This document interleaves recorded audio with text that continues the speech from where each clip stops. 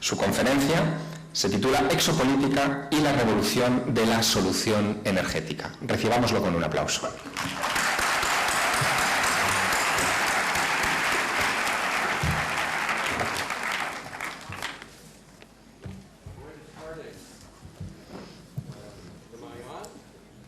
El micro, por favor.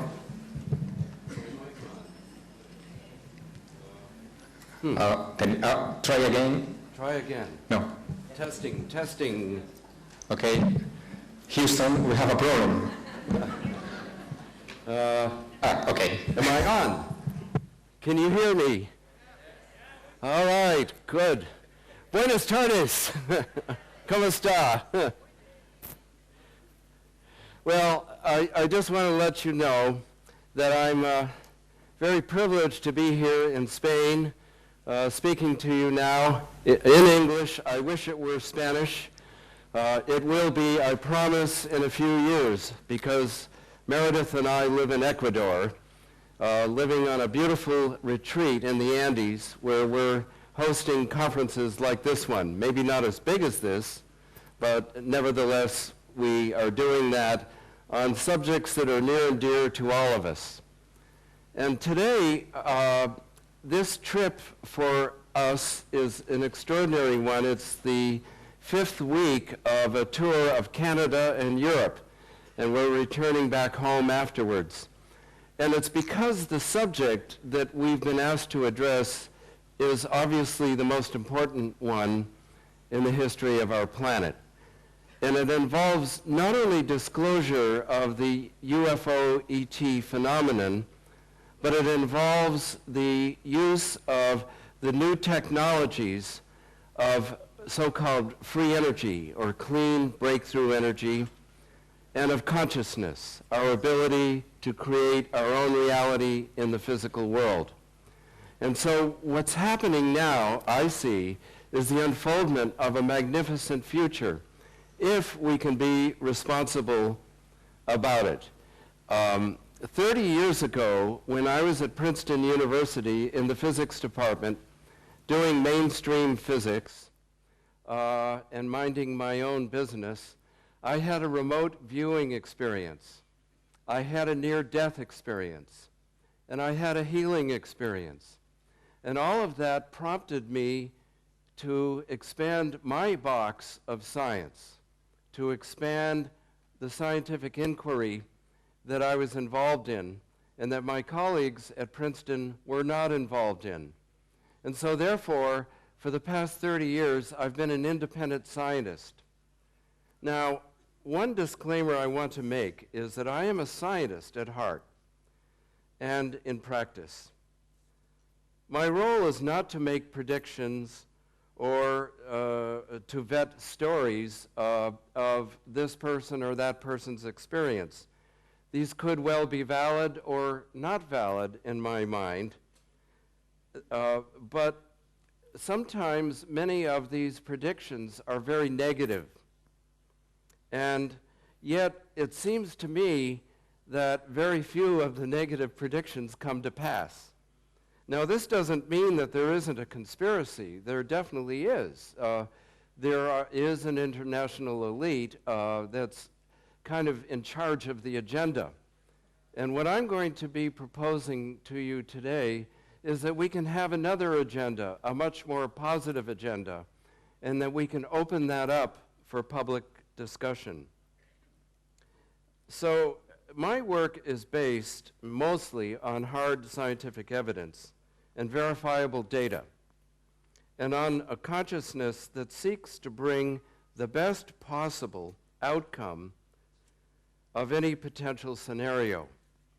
And we're dealing with many scenarios. Many of us are already aware of the agenda that's in front of us now. It's a pretty dark agenda. We talk about eugenics, the possible elimination of parts of the population. We talk about bankers and the military-industrial complex amassing ever more power.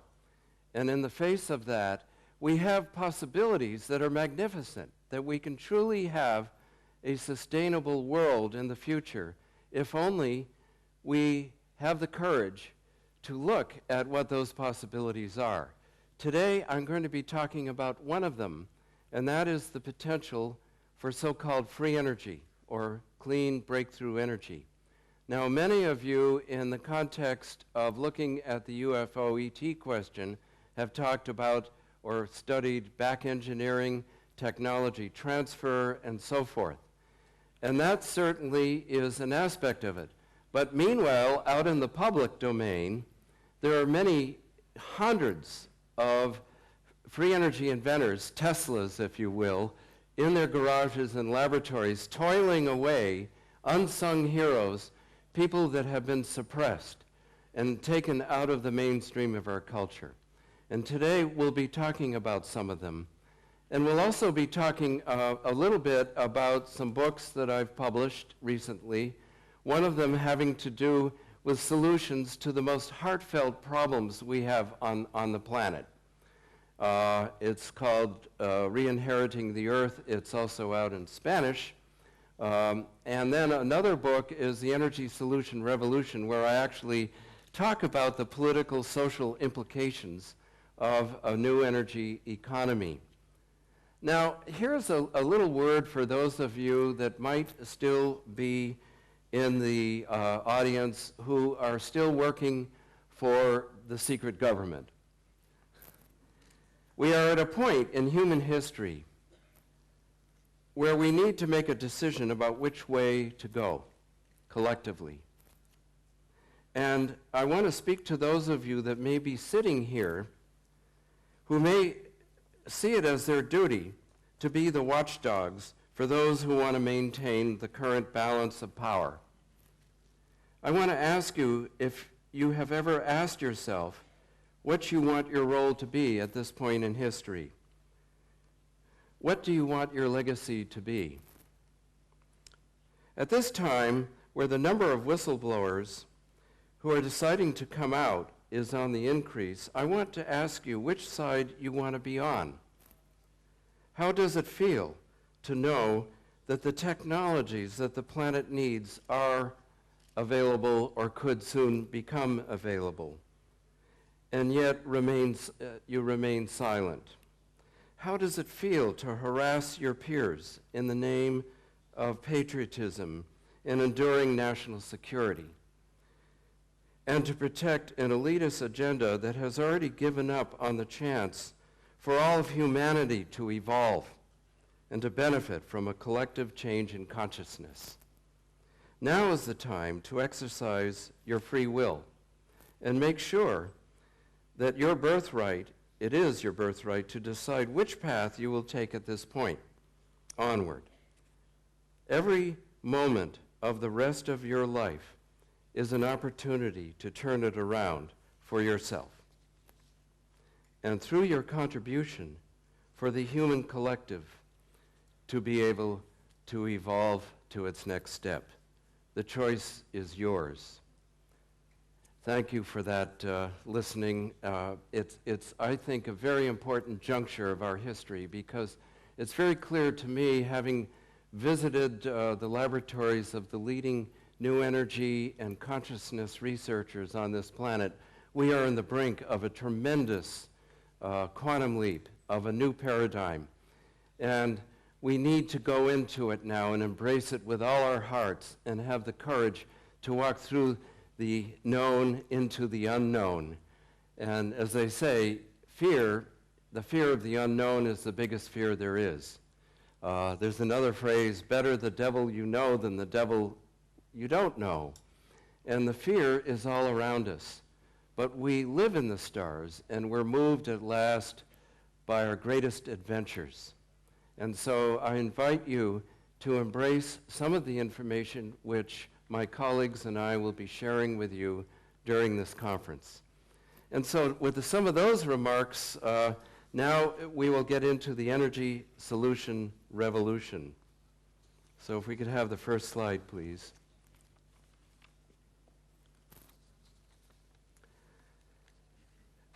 And this book was 6 years in the making, and I decided to no longer spend my time going to people's laboratories or trying to vet this or that new energy concept. Suffice it to say, there are hundreds of people in their laboratories that are working on proofs of concept of so-called free energy. And so what I'd like to do talk about today is more the socio-political aspects of free and clean energy, its promise, its suppression, and its absolute necessity for our future. Next slide, please. George Orwell said, "In a time of universal deceit, telling the truth becomes a universal act," or a revolutionary act, excuse me. And of course, that's what's happening now. But I also say, I had this bumper sticker that says, "The truth will set us free, but first it will piss us off." And yesterday we talked about fear. We talked about the fact that people are getting angry because many of us know in our hearts our future can be very different from that which is being presented to us by our leaders, and that the truth is awaiting us. But anger is an inevitable part of the process. And what I'm hoping for in the long run is a process of truth and reconciliation, a process of truth telling and an exchange of information with those forces that are now perhaps themselves afraid of the anger that could be leveled against them for having held secrets for so long. We hope that eventually we can all forgive and move on and create a future of positive consciousness. The next slide, and this is a good one, Isaac Asimov. "When stupidity is considered patriotism, it is unsafe to be intelligent." And in the United States, my native country, I regret to say that there's been a dumbing down process, and the media has been a big part of it. I'm very gratified to see the media here in Spain is a little bit ahead of the media in the US, and that there is such coverage of this conference. The next slide. Well, Meredith and I live in Ecuador. We live in the Andes of Ecuador. In this slide, I don't know whether I have a laser pointer here, but I'm looking. If there isn't, I can just kind of point it out. Ecuador is a small country in the upper left of this map. This map shows the western Amazon region. And to give you an idea of the extreme problems that we're facing in our energy crisis worldwide, all of those blocks, those yellow areas and crosshatch areas in the western Amazon that include vast regions of Peru, Ecuador, Brazil, Colombia, and Bolivia, are now being leased for oil and natural gas drilling. The areas you see comprise at least half of the vast western Amazon rainforest, the one intact rainforest left on Earth. And it's about to be decimated. It's about to be deforested. The voluntarily isolated indigenous peoples are about to be moved off of their land. This has already happened in some areas in Ecuador and other countries. And the indigenous people are fighting back, but with their spears. A group of indigenous people occupied a bridge in nonviolent protest of oil drilling in their region. And about a month ago, the government of Peru came in with helicopters and machine guns and killed about 150 of them. These are the kinds of things that are still going on right now as the energy crisis erupts and we're dealing with non-solutions to the energy problem, just cosmetic solutions, ones that won't really last. And to my way of thinking, and after having analyzed this for several years, there seemed to be no alternative to embracing the breakthrough new energy economies. The next slide. This is a writer for the San Francisco Chronicle, Mark Morford, and he said, "Much as I love the green movement, and that includes the green parties, in the face of countless billions to be made by raping the planet for oil, they're merely the equivalent of trying to water the rainforest with an eyedropper. We need radical solutions, folks. We need to be able to embrace new technologies. We need to go into the 21st century here and not look backwards. The next slide. This is the president of Ecuador, Rafael Correa, who has done many things to help the country come into the 21st century. He has, for example, supported the passage of a new constitution, which the people of Ecuador enthusiastically endorsed. The constitution, for the first time ever in the history of the world, provides for the rights of nature. And this is an extraordinary provision. And to that end, the next slide, well, I'll discuss this in a moment. To that end, Correa has invited the world community to match funds with Ecuador in terms of potential lost revenues to keep the oil in the ground in one of the most biodiverse, indigenous rainforests on the earth, Yasuni National Park. And these are the kinds of activist issues that need to engage more and more of us as we go further into this century, as we begin to realize that the atmospheric pollution, climate change, and and deforestation, all of these things collectively are creating an incredibly... Did this shut off? It's on again. Great. Oh, this technology. You know, there's a theme that Mara and I have discovered. I'm off again. I'm on again. There's and that is the machines. Machines seem to be very prevalent in Europe, and they're very complicated. I'm mostly a creature of the 20th century, and I remember giving talks 50 years ago, 40 years ago, just walking around and projecting my voice and no machines. Anyway, the point here is that solutions to the energy crisis do exist, but are suppressed by governments and industry through the profit motive, self-interest, and incrementalism. Incrementalism meaning little here, little bit there, maybe this will make the people less activist if we do carbon cap and trading or something like that, some ridiculous solution that really has nothing to do with reality. This is not enough to avert disaster. The humans are terribly messing up this planet. And I believe that the present population of the Earth can be supported through the use of new energy technologies and a sensible set of leadership options. We need new human systems which are Earth-oriented and visionary. The New World Order or Illuminati agenda is not the way we want to go. The next slide.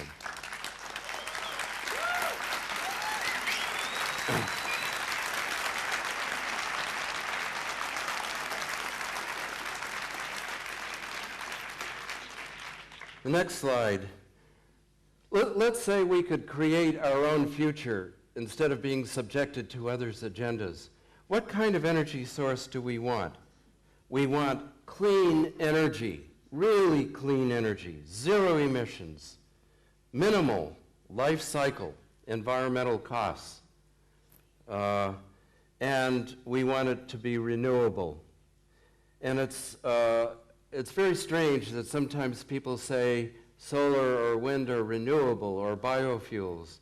Well, yes, they're renewable, but they're not really because they're incredibly materials intensive and capital intensive and land intensive.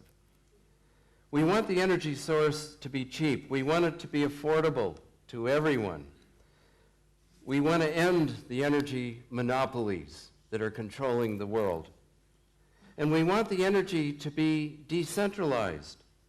We don't need big power plants or power grids that litter the landscape. And we want the energy to be safe and publicly accountable. No weapons, no secrecy, no greed. Next slide. Well, the bulk of energy we now use is obviously unsustainable and is destroying the world through wars of conquest, pollution, and irreversible civilization-destroying climate change. The next slide. The hydrocarbons, for example, oil, coal, natural gas. It's terrible. 100 million people a year die of emphysema and other lung diseases because of air pollution, just because of the routine burning of hydrocarbons. Nuclear power, it's expensive, it's unsafe. We all remember Chernobyl. There's no safe disposal of the long-lived radioactive waste that we're leaving to future generations for thousands of years. And, of course, using nuclear technology, there's the potential for the global proliferation of doomsday weapons and distributed targets for terrorists. Now, some people say, let's have a hydrogen economy. Well, there's a problem there, and that is that it takes more energy to produce the hydrogen than you get out of it. The same is true, by the way, of electric cars and air cars. You have to have an energy source somewhere to compress the air or an energy source for the electricity. So in the long run, that's a no-win situation. I'm sorry, I wish I could say otherwise. Biofuels.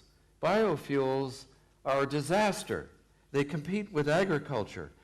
One SUV tank full of a biofuel, SUV, sports utility vehicle, great big monstrous cars, one SUV tank full of biofuel, of corn, ethanol from corn, could feed a hungry person for 1 year. That is just utterly ridiculous. It competes with agriculture, and it pollutes just like the hydrocarbons. And you have to develop a huge infrastructure. It doesn't work, although it can work with some substances on smaller scales. Solar and wind, they suffer from high cost and/or great materials and land use and are diffuse and intermittent.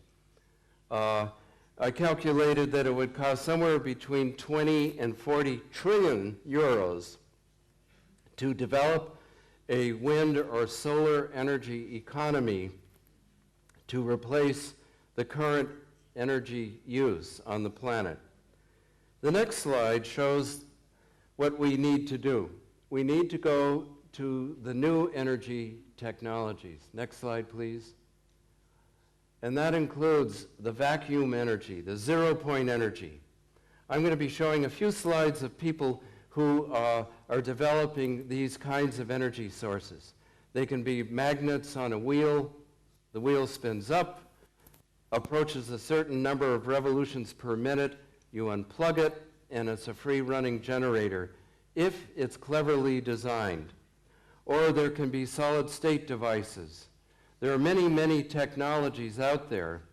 The problem is that they haven't been developed yet. As soon as they begin to reach the marketplace, they become suppressed through threats, assassinations, and or just told not to work on it anymore. There are many, many such case studies. We also have cold fusion, which is low temperature, non-radioactive nuclear reactions. This is a concept that's been around for 20 years.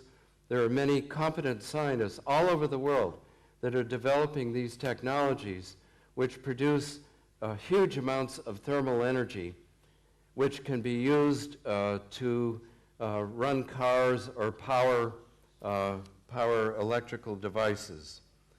We have advanced hydrogen and water technologies. Many of you have heard of water cars various forms of the water molecule, HHO, for example, Brown's gas.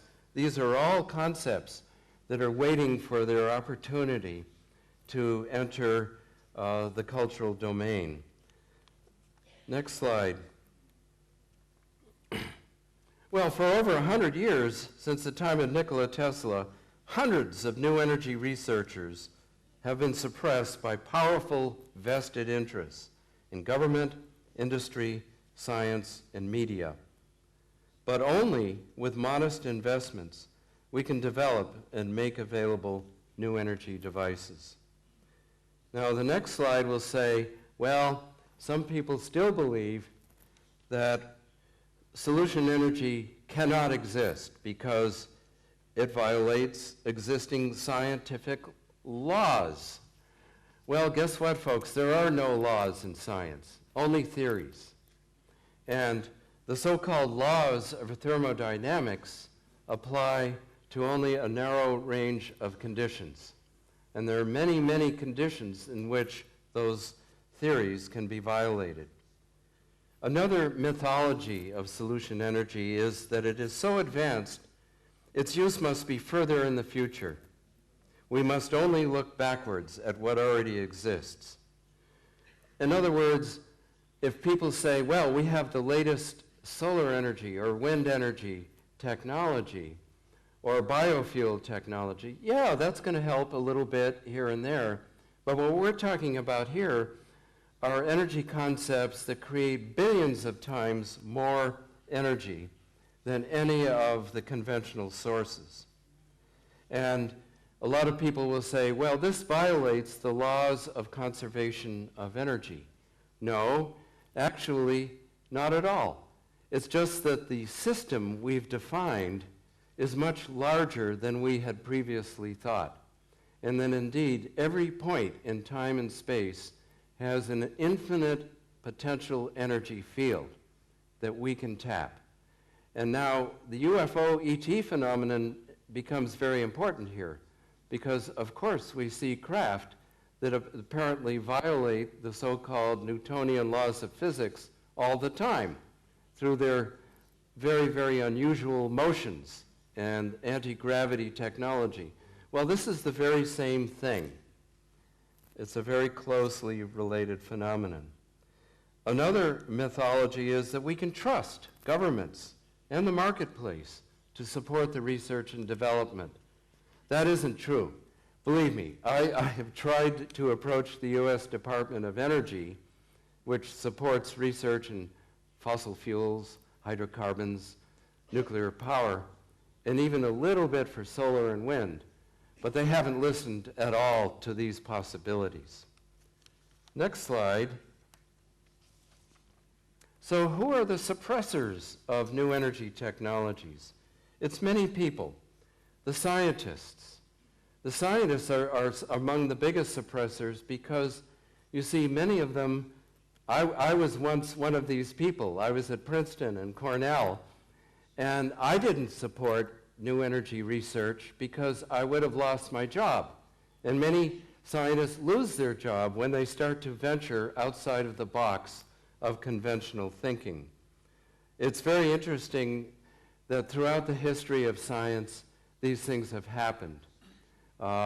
Bertrand Russell one time said that the resistance to a new idea increases as the square of its importance. And the scientists are in the front lines of resisting this change. Not all scientists, but most scientists. The scientists denied, for example, the early days of aviation. When the Wright brothers first flew an airplane in 1903, the reporter that covered that was fired from his position because his editor didn't believe that it was possible. And then Scientific American ran an editorial saying, well, because it wasn't reported, it's not possible. It's a fraud. The environmentalists have not really supported this, the green movement, because they don't think big enough.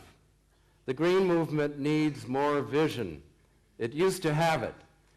I had it when I worked with the U.S. Congress in the 1970s. But since Ronald Reagan became president and secrecy became a big thing in the United States, the environmental movement also became suppressed. The large corporations, they don't want new energy because they have too much of a vested interest in conventional ways of producing power and fuel. And powerful governments don't want it because they're controlled by the large corporations. I'm back on again, good. The mainstream media also suppresses this. Believe me, this has happened many times. The BBC one time invited me to appear on one of their shows on new energy technologies. I accepted, and then 2 days later, the executive producer told the producer, we're not going to cover that. We're only going to cover that which is already authorized by governments. And so it goes. It's a big conundrum. Another suppressor of new energy are ourselves, just through our inactivity. We support, by default, the primacy of existing energy. And so there's hardly anybody supporting these breakthroughs. So many vested interests are threatened by the possibility of an abundant, sustainable future with clean breakthrough energy, and it's denied. The next slide. Well, some of us convened the best and brightest inventors of free energy devices in an attempt to create a colleagueship, a whole new institutionalization. And so we met in 1993 in Colorado, and the next slide, these are some of the inventors. We met the following year as well, but I did a world tour in the 1990s of some of the inventors of free energy devices. For example, Paramahansa Tewari in India and Shigeru Inamada in Japan. The next slide, or Troy Reed in the United States, or Yul Brown. Next slide. This is another shot of Yul Brown. These are photographs I took and investigations I did during the 1990s showing the proof of concept of these breakthrough energy technologies.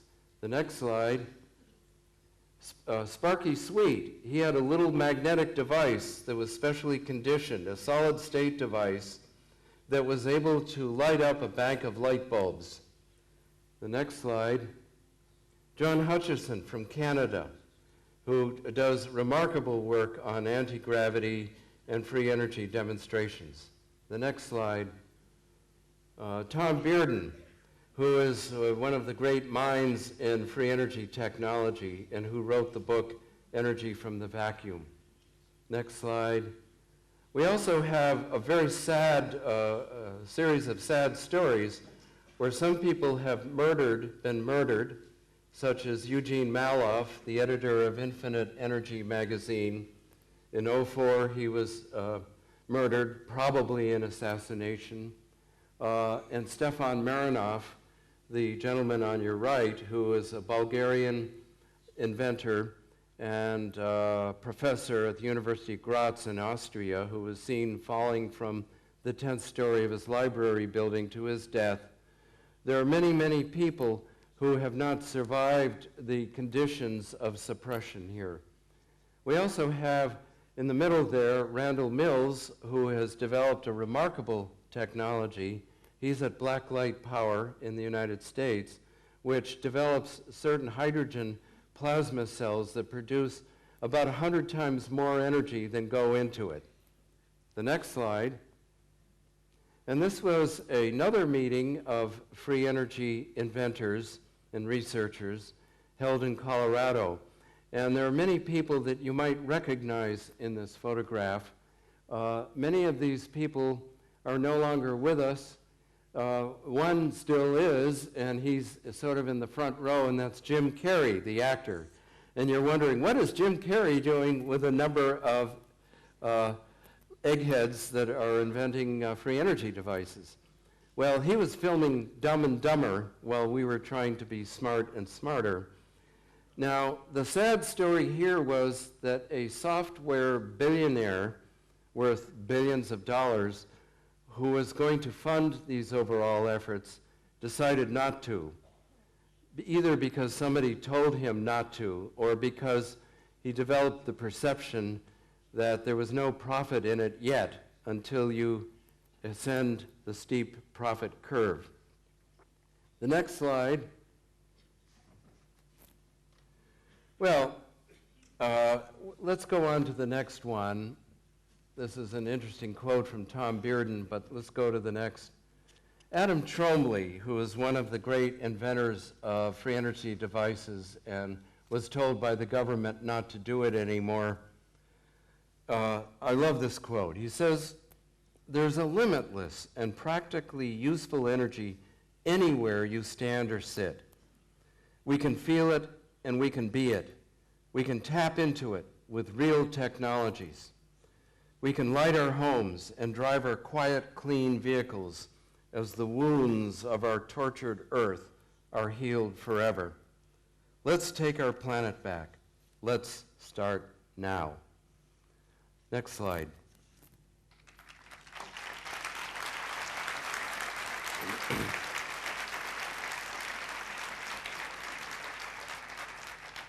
The late visionary Buckminster Fuller in the U.S., when he came in contact with the reality of free energy technologies, he said, "I am glad I've lived long enough to see this.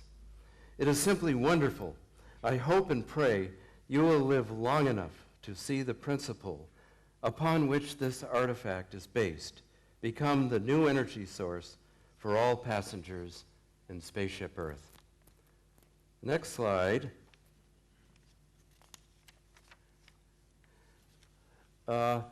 Some of us at Montes Sueños in Ecuador have gathered people to try to discuss how can we create a sustainable future for humankind.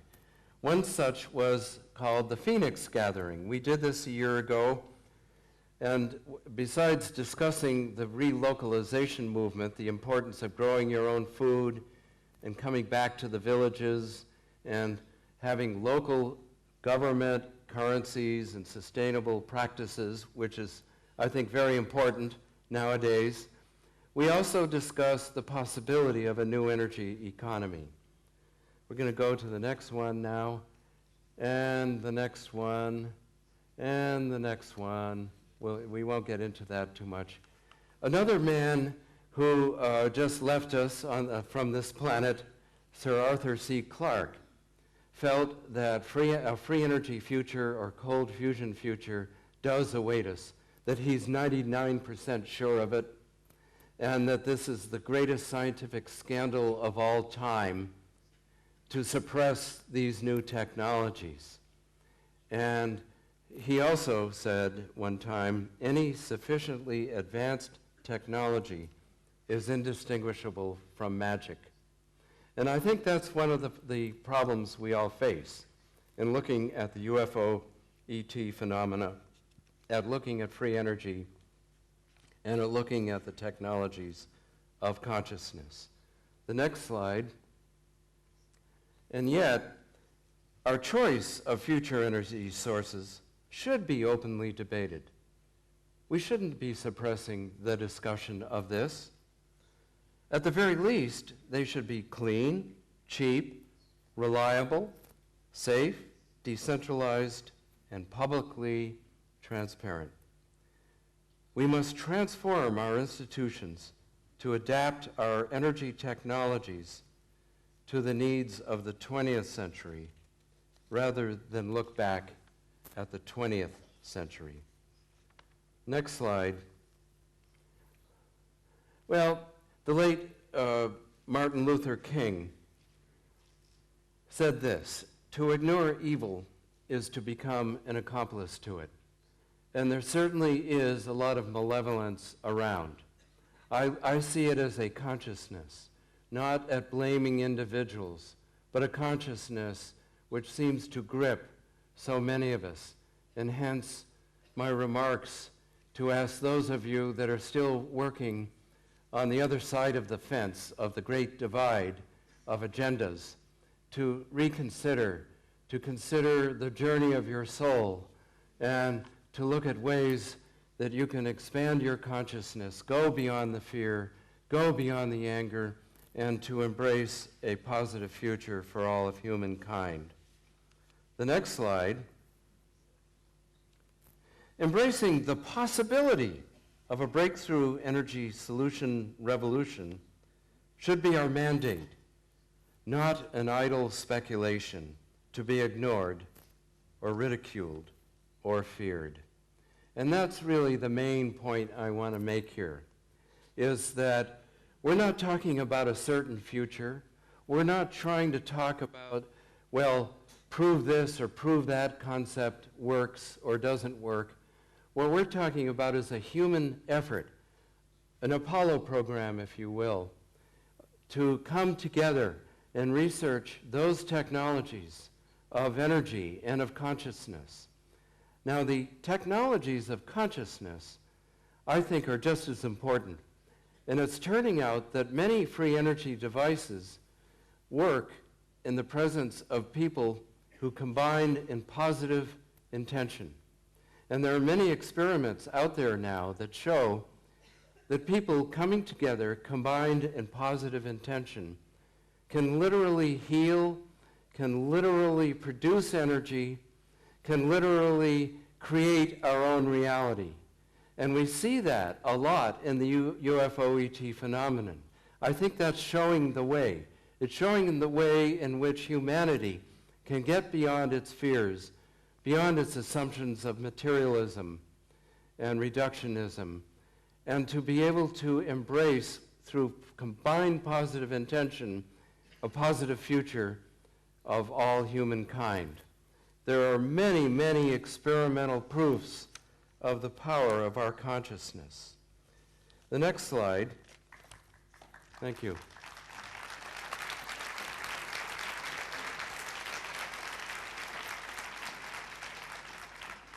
And so the technologies of consciousness, the technology of free energy, the technologies of combined positive human intention need to be taken much more seriously. And we, and by we, I mean those of you in the audience and myself, and those of us that are beginning to catch on. I'm back on again. Good. Those of you that are beginning to catch on to these things, I implore you to explore these ideas, to read the books that describe them, and to join the team that will create a sustainable future for all of humankind. Now, to that end, Meredith and I have created Monte Sueños, Spanish for mountain dreams, which is a retreat center, a conference center that we created in Ecuador. We invite you to come to visit us, either at our bed and breakfast service or to our coming conferences. We're doing many visionary conferences on free energy, on new science, in the arts, and yoga, and many other activities that are truly relaxing. This is one of our buildings. We're very blessed to be in an ideal environment, nestled in a tropical garden on a mountainside in the Andes of Ecuador, not far from the Amazon, just on the other side of the ridge of the Andes. The next slide shows our waterfall. The next slide, our main house. Next slide, main house. Next slide.